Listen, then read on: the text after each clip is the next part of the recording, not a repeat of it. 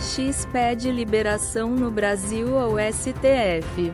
O Twitter, agora conhecido como X, solicitou ao STF a liberação da plataforma no Brasil após cumprir as exigências do ministro Alexandre de Moraes. O ministro, no entanto, ainda precisa analisar os documentos adicionais e decidir sobre a liberação da rede social. A PF investiga usuários que continuam publicando no X, buscando identificar e punir aqueles que propagam discurso de ódio e desinformação. Brasileira de 16 anos morre no Líbano. Uma jovem brasileira de 16 anos morreu no Líbano em meio aos conflitos entre Israel e o Hezbollah. Segundo sua família, ela nasceu em Balneário Camboriú, SC, e vivia com a família em uma região ao norte do país, onde os ataques se intensificaram nos últimos dias. A família afirma que a adolescente e o pai foram atingidos ao voltarem para casa para pegar roupas e materiais escolares. Esta seria a segunda vítima brasileira no Líbano desde o início dos combates, após a morte de um jovem de 15 anos. A embaixada brasileira está prestando apoio à família. O Itamaraty lamentou a morte da adolescente e condenou os ataques no país. Incêndios causam R$ 14,70 bi em prejuízo no Brasil. Incêndios no Brasil entre junho e agosto de 2024 causaram 14,7 bilhões de reais em prejuízo, afetando 2,8 milhões de hectares de terras rurais.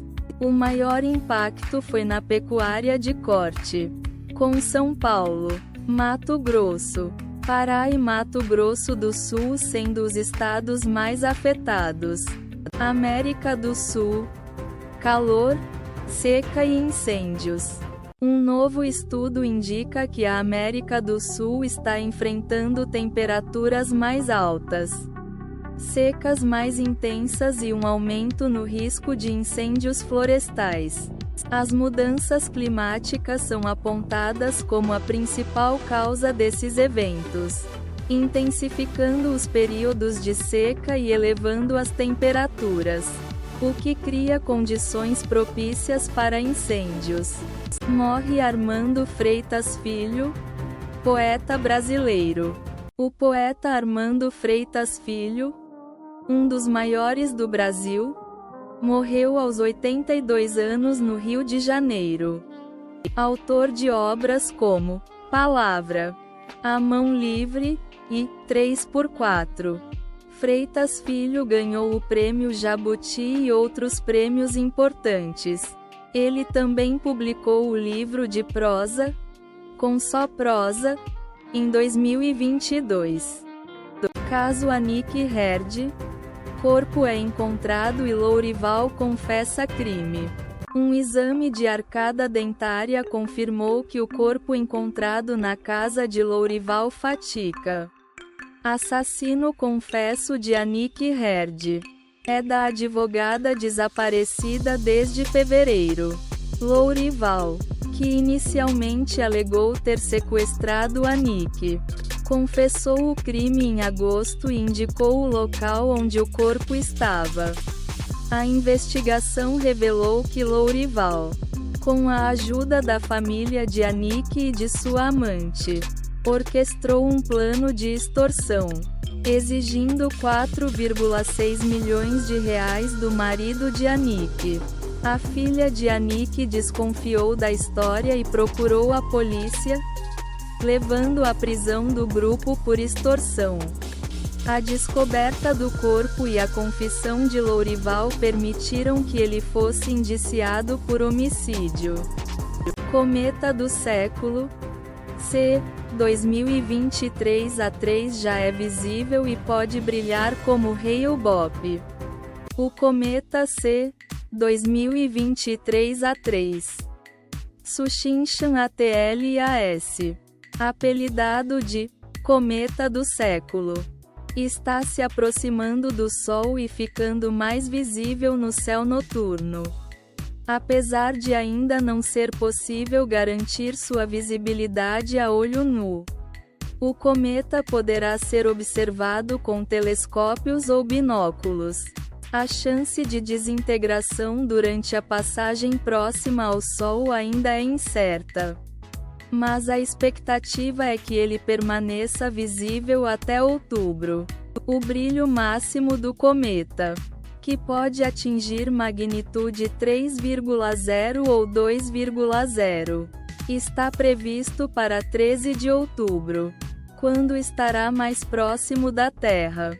Essa luminosidade pode ser comparável à do cometa Hale-Bopp, que passou pela Terra em 1997 e foi um dos mais brilhantes da segunda metade do século XX.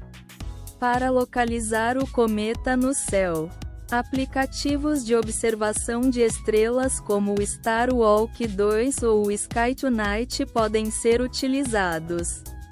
Corinthians abre arena para treino antes de clássico. O Corinthians abrirá a Neoquímica Arena para os torcedores no sábado, 28, para acompanhar o último treino antes do jogo contra o São Paulo. Em Brasília, a decisão foi tomada por causa da proibição de torcedores corintianos no jogo em Brasília.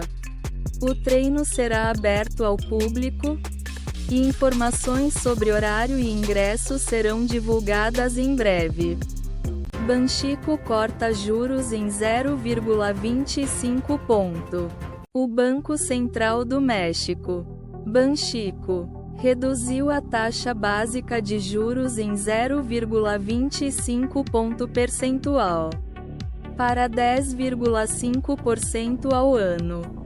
Com votação dividida, o Comitê de Política Monetária previu que o ambiente inflacionário permitirá ajustes adicionais das taxas de juros, levando em consideração a perspectiva de desvanecimento dos choques globais e os efeitos da fraqueza econômica. A decisão foi tomada após o Federal Reserve, Fed, ter reduzido a taxa básica nos Estados Unidos em 0,5 ponto percentual. O peso mexicano reagiu em alta após o anúncio do Banxico. Pesquisa Datafolha. Bolsonaro e Lula não influenciam eleições em SP. O cientista político Antônio Lavareda afirma que Bolsonaro e Lula não são fatores determinantes nas intenções de voto para a Prefeitura de São Paulo. De acordo com a pesquisa Datafolha, ele prevê que Ricardo Nunes, MDB, e Guilherme Boulos, PSOL, irão para o segundo turno, com Nunes liderando por conta da força da incumbência. Lavareda destaca o predomínio da direita na disputa e a ausência de um confronto direto entre PT e PL. Sabrina Sato recebe flores de Nicolas Prates. Sabrina Sato, em Paris para a Semana de Moda, recebeu uma surpresa romântica do noivo Nicolas Prates, que está em São Paulo gravando a novela Mania de Você. O ator enviou flores e um bilhete carinhoso, expressando sua saudade. Sabrina se declarou ao noivo nas redes sociais. Brasil enfrenta Marrocos nas quartas da Copa.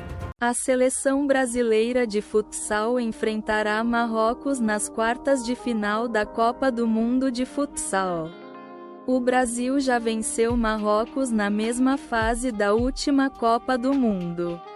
O técnico Marquinhos Xavier elogiou o time marroquino. Graciele Lacerda e Zezé viajam grávidos. Graciele Lacerda, grávida de 5 meses, viajou com Zezé de Camargo para Cascavel, no Paraná. A influenciadora exibiu a barriga da gravidez em foto com um jatinho. O casal compartilhou momentos especiais, como Zezé ouvindo os batimentos cardíacos da bebê. Alerta de calor e chuvas intensas no Brasil. O INMET alerta para onda de calor intenso em Goiás, Minas Gerais, São Paulo, Rio de Janeiro e Distrito Federal até sábado, 28, com temperatura 5 graus Celsius acima da média. No Rio Grande do Sul, chuvas intensas e ininterruptas atingem o estado, com alerta para aumento da intensidade na madrugada, especialmente nas regiões Oeste, Leste e Central. A Campanha Gaúcha e Pelotas, regiões produtoras de grãos, podem receber mais de 100 milímetros de chuva por dia. Conha e Iduques, fusão volta à mesa. As ações da Conha, COGN3, e Iduques, YDUQ3, subiram após notícias sobre a retomada das negociações de uma possível fusão. O principal obstáculo é a inclusão dos ativos de educação básica da Conha na transação. STF garante posse indígena em MS. O STF decidiu que a terra indígena Nandiru-Marangato, no Mato Grosso do Sul, será devolvida aos indígenas. A União indenizará os proprietários da terra, que terão 15 dias para deixá-la. Após esse prazo, os indígenas poderão retornar à área pacificamente. Azul. Renegociação de dívida e aumento de capital. A Azul, AZUL4, negociou com 90% de seus arrendadores para renegociar o instrumento conversível em ações, limitando a diluição para 20% a 22%. A XP Investimentos vê essa renegociação como positiva para a Azul, com potencial de alta das ações no curto prazo. O acordo também sugere um plano acelerado de aumento de capital para outubro de 2024, o que é visto como positivo devido à situação de liquidez da empresa. Bolívia redireciona gás para o Brasil. A Bolívia redirecionará o gás natural anteriormente enviado para a Argentina para o Brasil devido ao aumento da produção de gás na Argentina. A produção de gás de xisto na Argentina, especialmente na formação de Vaca Muerta, levou à redução das importações de gás boliviano, enquanto o Brasil busca aumentar seu suprimento energético. Dólar cai ante real com estímulo da China.